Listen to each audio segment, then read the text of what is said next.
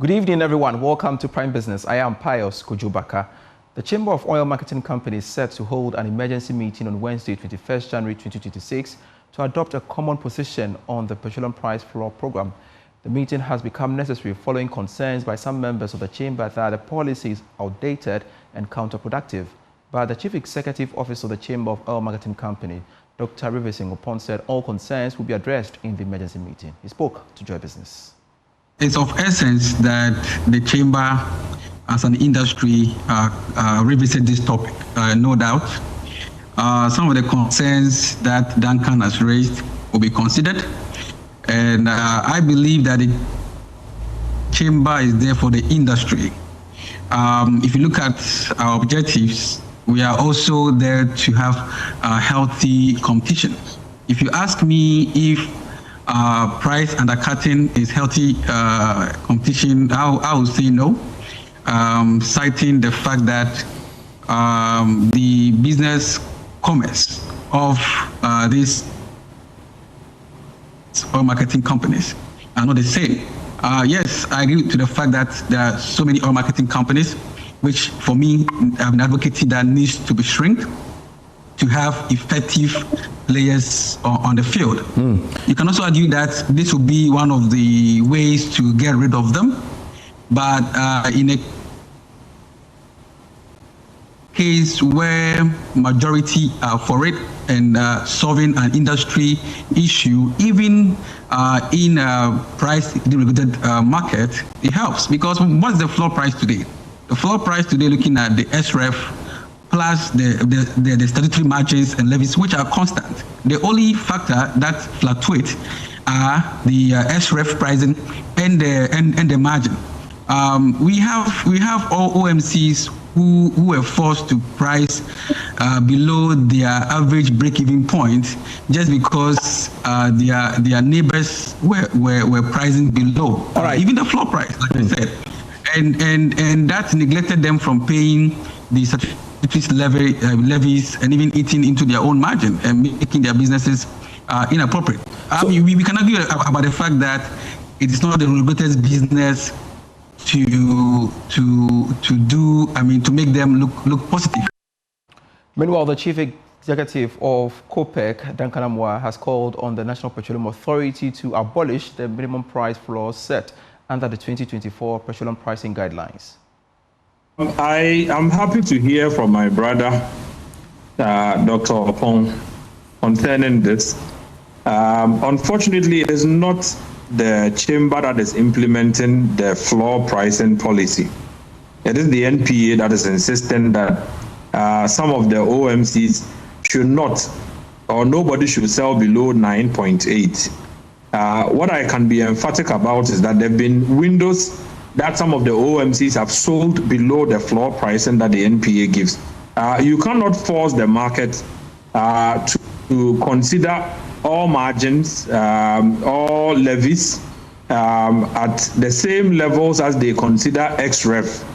Again, XREF would always differ from who is paying cash, who is buying on credit. And so it cannot be the case that we would want to put everybody in one basket and say that, look, if you have products and you can even sell for 8 Ghana cedis and still be profitable, go and sell it at 9 cedi 80 or 10 cedis because this is what the NPA is saying. I don't think that allows for the deregulated market to operate. Again, you are not also expecting that for demand and supply to work in the oil space, somebody will sit somewhere and calculate and say that don't sell below this number or we sanction you. That is completely against the deregulation program, and I think that the earlier the NPA is told to desist, the better. Away from the petroleum sector, Ghana is not a poor country, but a resource-rich nation constrained by what Professor Paul Alagidede describes as a crisis of economic thinking rather than a shortage of wealth. Speaking at a public lecture organized by the Center for Policy Scrutiny in partnership with Joy Business, the Professor of Finance and Bank of Ghana Chair in Finance and Economics at the University of Ghana argued that Ghana's persistent liquidity challenges are rooted in how the country measures, interprets, and manages its economy. More in this report. Ghana's development path since independence has largely been shaped by two dominant economic traditions, orthodox and heterodox economics. While both have contributed to periods of progress, neither has delivered sustained, high-level growth for the country. Speaking at a public lecture organized by the Center for Policy Scrutiny in partnership with Joy Business, Professor of Finance and the Bank of Ghana Chair in Finance and Economics at the University of Ghana, Professor Paul Alagidede, argued that both schools of thought rely on linear economic models that push prosperity into the future, often overlooking the wealth that already exists within the economy. So what I've presented is a certain frame of mind that encourages us to look within and see what we already have, turn that around and use it to finance ourselves out of liquidity traps and external dependence. And so that's the summary of the paper. And so what I discuss as metanomics is an omnidox school of thought, which is a third way between the two traditional schools that we have been used to in the university classrooms and in our policy circles, orthodox economics and heterodox economics.